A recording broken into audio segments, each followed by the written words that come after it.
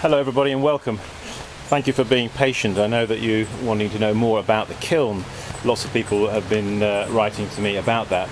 So as I promised, let's go down to where the kiln is located. I don't have the kiln inside my wooden studio. Seems like the whole world is suddenly going by along the road. As you can see, it's down there. It's located just nicely underneath the studio, so it should give the floor of the studio up there a nice little roasting. Well, actually it won't, because there's enough space between there, and if there was any risk of fire, I would of course put something up there, like a metal sheet or something, but you know, we've got at least a couple of meters there of height. Anyway, I just wanted to update you with what I am in fact doing here. Light is not particularly brilliant under here, so I've sort of rigged up another light there. Hopefully it's going to make it a little bit more visible, everything. Maybe if I just unclip the light and bring it down here, and you can see then in a bit more detail. If you remember, we have the two. Let's leave that on the floor there. So, yes, we've got the two burner ports. Let me just put the camera on the tripod, and then I can wave my arms around.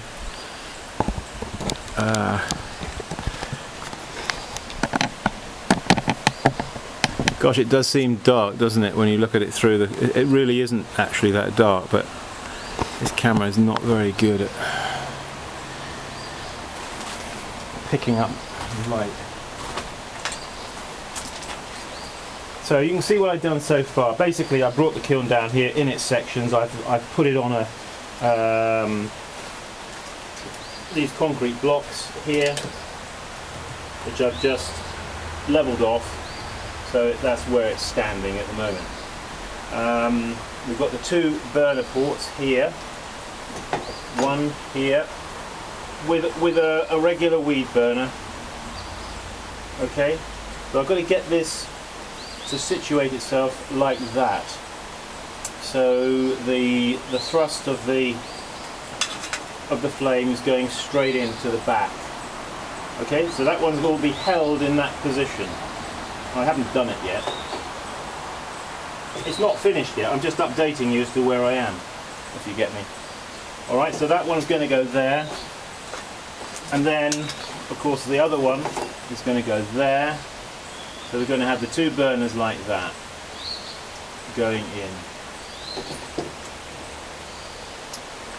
What I did was I cut the metal here with a hacksaw, and then cut through with a saw and just cut the brick on the inside on either side there to get the holes through. That was actually quite easy to do, because this is very soft brick on the inside.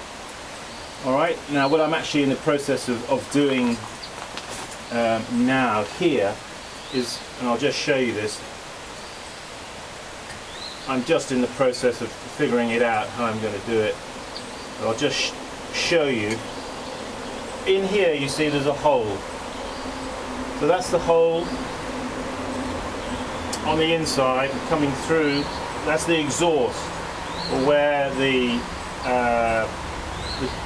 chimney flue goes. So that's got.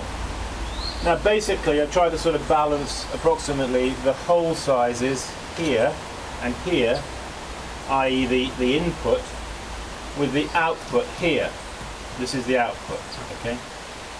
So approximately in balance. Now you can always make this hole here, where I'm sticking my arm in, a little bigger, because you can dampen it with a damper, you see? Now, the way I'm thinking is I'm going to build up this chimney with this refractory brick, which is just bricks resting one upon another up to this height. Okay, it's all, nothing is cemented, it's all loose, alright? Okay, so from there it should ideally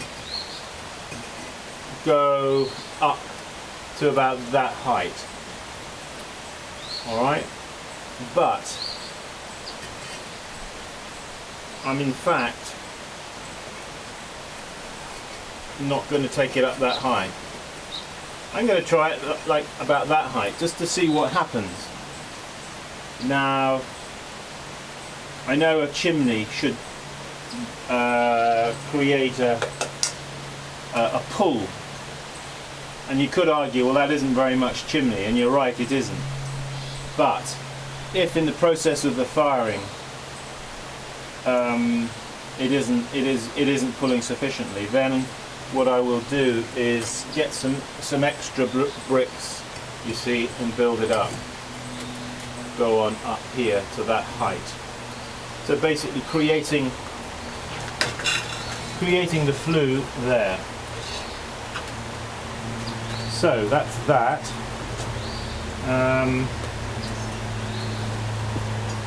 There's still more work to do, sort of. Why don't I show you what's going on the inside? Hang on a moment, I've just got to rig up this light because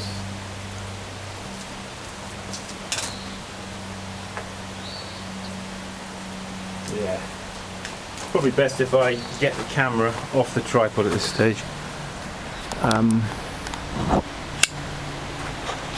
So let's just come over here now.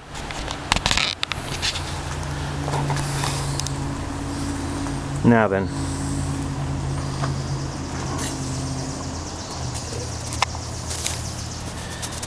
now as we are at the moment, now what I really should do is really get that shelf out so I could show you what is underneath it. Although you have seen it in the last clip I did on this building this kiln. You saw.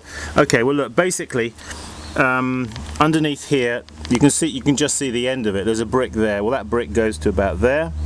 Okay, and then there's a gap, and then there's another brick about there. Same on that side, and then the brick here.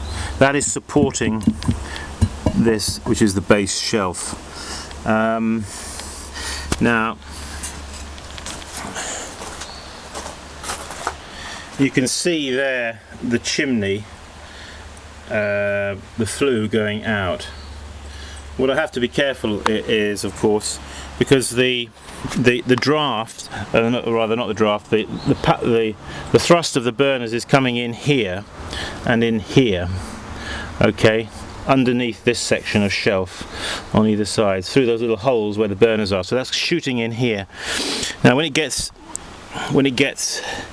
to about here, I've got to put these little target deflector bricks, you see, at 45 degrees. They're going to go down here, because what we want to do is deflect the thrust up up to the top of the kiln.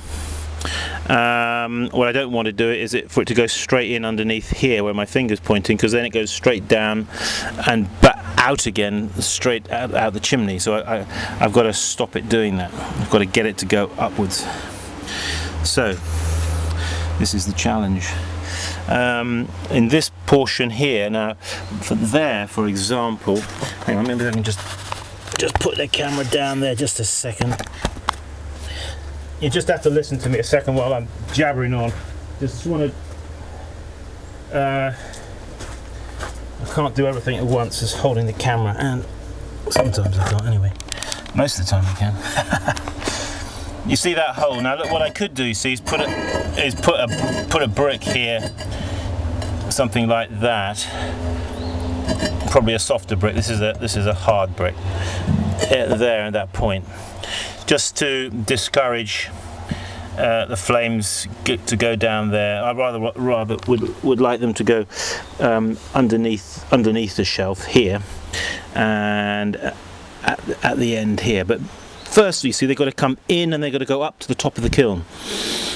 And of course, you see, there's no exit for any of the gases at the top of the kiln. You can see the lid here, there's no hole in it to allow the gases. The only escape for the gases is right at the bottom of the kiln, and of course that's why we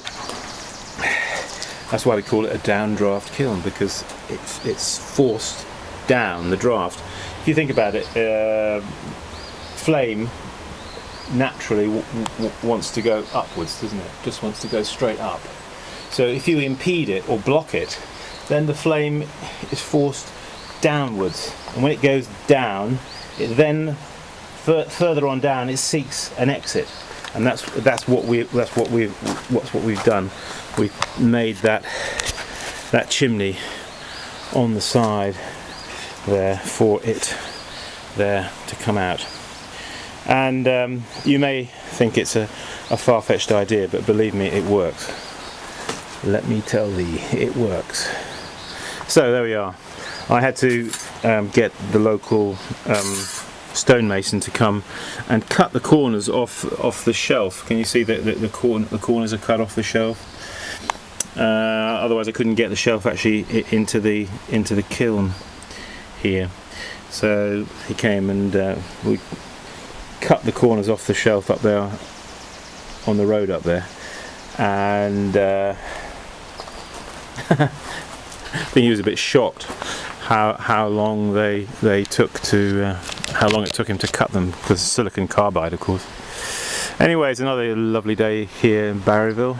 Find it quite muggy and humid here, I must say. Oof, a lot of humidity in the air. Anyway, there's the kiln. I should be, hopefully, oh yeah, maybe I should just say, you're probably looking and thinking, oh my goodness, Simon, look, what a mess the walls of the kiln are, because where the elements were, you see some pieces have broken away there in odd places. You know, I'm not going to worry about that at this stage, but I can always come along afterwards and fill that up with some actually I'll show it to you. I got this at Home Depot. How good it is. Maybe that's another question. High heat furnace cement. It's not really, I wouldn't think, very good on the inside of a kiln like this. Well, this kiln is going up to cone 10, which is about 23,500 or 2,350. A better way of saying it. But this isn't actually going inside the kiln. This is really actually going to be a little bit of work here on the chimney. But I suppose I could get some of that ceramic fibre and stuff it in these holes here. You know, once you see, I'm doing it. You might think, oh, he's doing making a bit of a rough job of it. You know, I don't think much of that chimney. Well, you know, I don't want to go to a lot of trouble over the flue, the chimney flue at the moment, because I'm a little bit uncertain, you see. So what I've done is I've done it in a kind of a way so I can alter it as I go along, and that's so I'm keeping myself and my options open and keeping a little bit flexible, you see. But if you're looking down from on top, you see, it's a fair hole, isn't it? Oh well, there we go. I think I've jabbered on enough. Anyway, it'll be good if it works, won't it? I look forward to be making some higher temperature stoneware once again. Okay, well, in Barryville, here's Simon Leach saying, keep practicing. See you soon. Bye bye.